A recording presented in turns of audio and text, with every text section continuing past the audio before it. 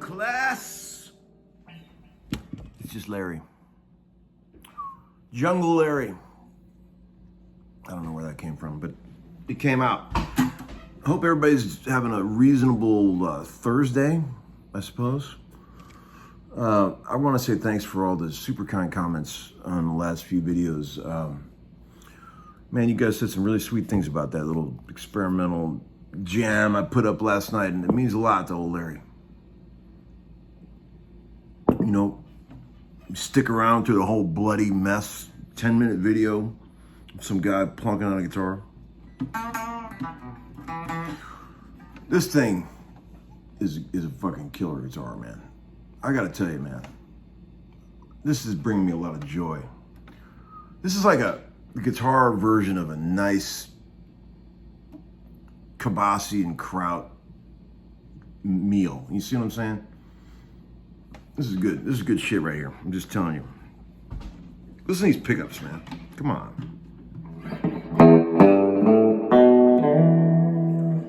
Is that the Gretsch sound?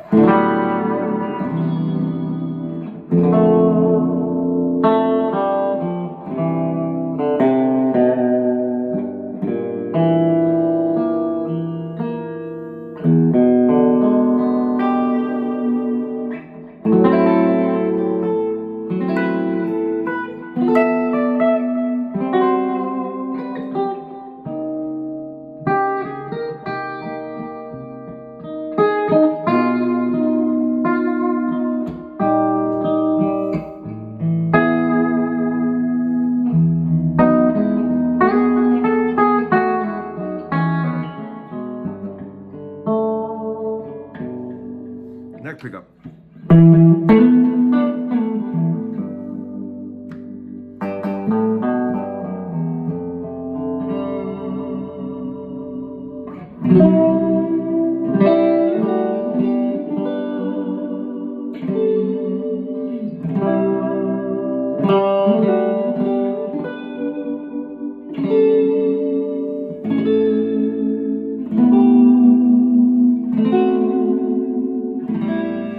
It killed me to take that original pimp-looking tailpiece off this thing, but a Gretsch has to have a Bigsby. I'm sorry. A Gretsch without a Bigsby does not make it. You got to have a Bigsby on a Gretsch. So I had this old gold one laying around, and I was so worried about this operation. I kept calling Nick, the guy at Glazers that was putting it on for me. I said, dude, is it going to work? Is there going to be enough string angle? Is it going to work? And he's like, bro, I got to just try it and we'll see. And man, it turned out so good. This Bigsby feels like it's been on this guitar for a million years. As soon as I picked it up, I was like, yes. It's such an improvement. As much as that, as awesome as that old tailpiece looked. You got to have a Gretsch Bigsby, man. You got to have it.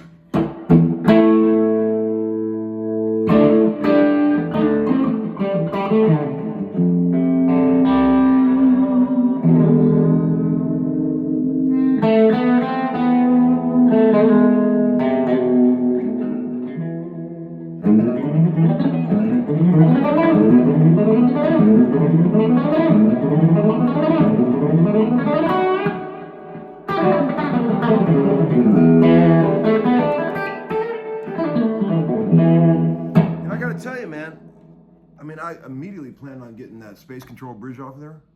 And it's not really in tune, but this bridge sounds so good that I didn't want to take it off yet. But, you know, some guys I know might be doing a remake of the original Gretsch Space Control bridge that's actually in tune.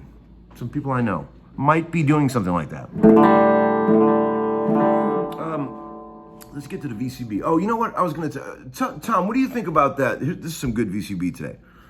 Tom, what do you think about the whole 10,000 hours thing? This chair is particularly noisy today, by the way. You know, I actually did a little studying about that 10,000 hours thing because I was always curious about that myself. And let's say in my example, I've played guitar for 46 years at this point. I started when I was 8. I'm 54. I mean, what would you guess? Total average, I might play guitar. What if we called it 2 hours a day? This is factoring in about 20 straight years of 10-hour-a-day sessions, 12-hour-a-day sessions. So that probably makes up for all the days I didn't touch a guitar, to the point where I would have to say at least play for 2 hours a day, okay? I figured that out on the calculator. If you figured out 2 hours a day for 46 years, that's 33,580 hours of playing, okay? Let's just say it was just 1 hour a day, average, your whole life, which I know mine is more than that. That's 16,790. I'm thinking I might be more at 3 hours a day, you know, which is 50,370 hours total of playing. And that's a lot of hours. So the 10,000 hour thing is pretty accurate, but I think by 10,000 hours, you're just getting started. And you still got a ways to go. But that's just a guess, you know, with the old calculator, right? I wanted to say a little shout out to this guy, Cole McBride, who's related to John McBride. I think he's a nephew. He makes these crazy Black Mountain slides that I've talked about in past episodes. He also makes the crazy picks. This is a pretty cool slide. You stick your finger in this red part here, and you can sort of have like a ring slide, you know. You can really get around on. And you can still bend your fingers. Although Larry, don't tell anybody, but Larry practiced with the slide on, playing chords with his fingers. So he doesn't need something like this. See, I can play all kind of crazy chords with the slide still on because I practice like that. I also wanted to say too that Ziggy O'Leary, my dear artist friend, who's incredibly talented, I think he said there's like 20 of those prints left. If you guys want a hand-signed Uncle Larry print, you guys can order those if you want. I'll put the link for Ziggy's website. You could get the last of those if you want one for your music room or your garage to throw darts at. And here, let's get some BCB cooking here. Got a neat T-shirt today from Guitar House. Great fit for an old fat man. Yes, those shirts are great on fat people. The soft, comfortable, material is just perfect for a fat guy with a big beer gut. I would know. Lovely bendies, very lyrical stuff. I enjoy how your phrasing flows so smoothly against the simplicity of the background track. Thank you. That's the whole point. You got to make it flow, man. I'm going to show you something real quick about this background track. I know you guys are getting sick of hearing this because it's been in 2 videos in a row, but I'm going to show you anyway. Let's see. Tom, how in the hell do you get such glorious feedback at what I assume to be somewhat low volume? You just get right next to the amp, man. The amp is like right here. Let's see. The playing is on another level of atmosphere. Sends chills. Thank you, man. Thank you so much. I appreciate that. A lot of people said, do you do movie soundtracks? And I could kill it if I tried to do movie soundtracks. Oh my God. I was going to do that. And then this guy that I know, I said, man, he goes, you ever do soundtracks? And he already did soundtracks. He's apparently established in the business. I said, yeah, man, I'd love to do that. And he goes, well, then you got to have this. And he named all this crazy computer stuff that you needed to get. And it spooked me. He said, you got to know how to work all this stuff, man. And I said, wow, it's that hard, really? And he said, yes, man, trust me. It's not just playing and writing songs. And then that totally spooked me. I never wanted to go forth after that. The guy spooked me. Definitely hearing some Steely Dan Carlton vibes on the extended jam. I listened to that shit a lot when I was growing up. Those first 7 Steely Dan records up until God Show, 1970 or 1980. That was a huge influence on me. Closest I've ever come to jazz, really, if you think of it. But man, I still love that stuff. I'll put on Royal Scam and get a groove going, and like it's a song like "Sign In Stranger" off the Royal Scam. Man, that really gets me going, man. That lights me up. Amazing playing on those records. Amazing songwriting. And I hear a lot of people talking shit on Steely Dan, and I gotta tell you, man, people say, I just don't get Steely Dan. Like, I feel so strongly about it. I would go as far as to say that anybody who doesn't get Steely Dan, how could you not? See, people think of it as yacht rock, and they think of it as like, soulless jazz and shit like that. It is so far from that. I mean, those songs, the lyrics in those songs are so dark and depraved. I mean, they're talking about shit. First of all, Fagen and Becker's collective IQ must have been about fucking 300, off the charts. And the lyrics in the songs are so unique, and they're always talking about underworld drug themes and super dark stuff that separates it totally from all the sort of harmless yacht rock that it sometimes gets compared to, which I find mystifying. And they weren't utilizing playing and really good musicianship to be showy. They were using it to enhance their songwriting, and they were taking those jazz cats that are not known for concise solos and making them play in a way that they weren't comfortable with, and they captured some shit that's just amazing. I mean, in the evolution of the band from Can't Buy a Thrill all the way up to the Gaucho album, it's just fantastic. It's like watching the Beatles' growth. You know, they came so far in an 8-year period. You know, and I just don't get it when people say they don't like Steely Dan. It makes me just go, what? You rarely speak of. I find it amazing that you rarely speak of modes and scales, et cetera, et cetera. Yeah, I don't.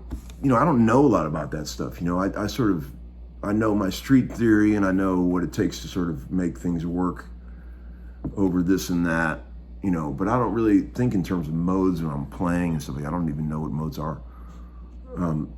But like, for example, this 2-chord loop that I've been pushing on you guys for the last 2 days, it's an E minor 9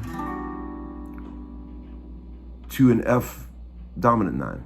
Which it's like this, or this, which is just an F chord with a flat 7 and an add 9 in it, right? A lot of ways you can voice that. And if you wanted to make that a 13, all you got to do is change the 5 on top to a 6. I bet you didn't know that. So here's the loop, okay? I'll get it going. Record a bit of this. I'll let it roll for a minute. Record a bit of this and try playing over it, okay? If you want to send it to me, but don't get crazy. You know, I'm not doing free evaluations of people's playing.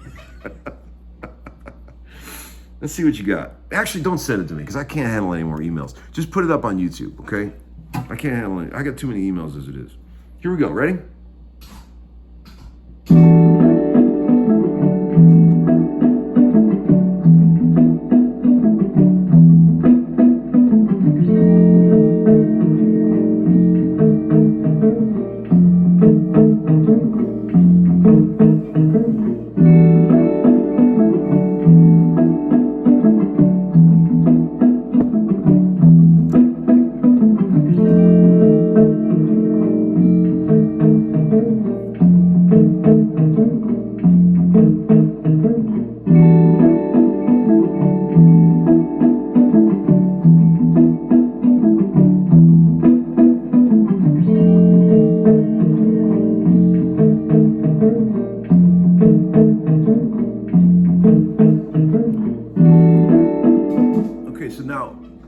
Play over that. This video is going to be long. I'm sorry.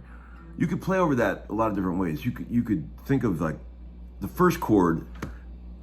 When I was soloing, I think first melody. I'm thinking of melodies, interesting melodies that work over those chords. But if I was going to have to talk about anything theory-wise that I was thinking about, I like to work on a minor 9 chord like this. The fun notes are the F sharp. Okay. That's the money note. The F sharp and the G. The flat 7 is nice, but really the fun note in that chord is that F sharp. So that's where all the action is, okay? And then when it goes to the F7 chord, the most fun note in that chord is the dominant 7, right? So I'm just gonna play one note.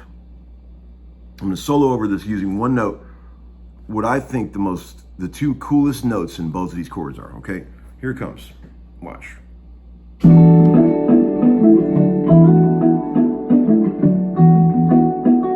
Minor 9. And the E flat, which is the dominant 7 of the F chord.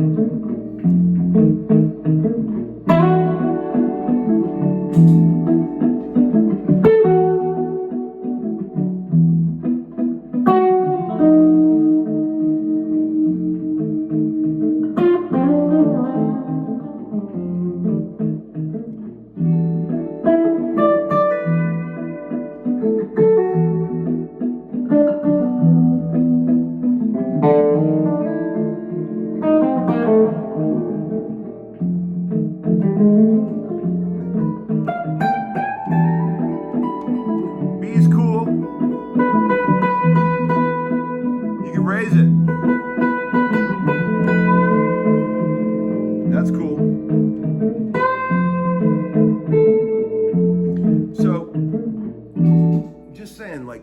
always look for the color notes, right?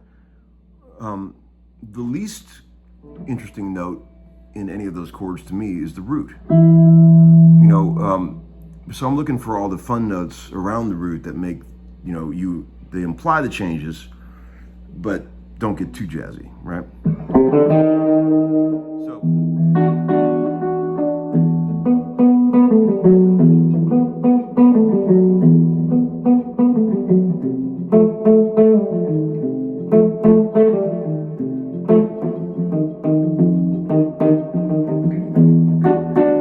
So what time signature is that then, people?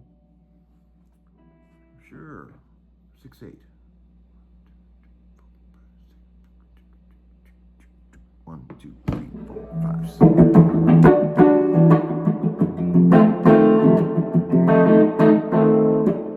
Yes, okay, so that should keep you busy for a while.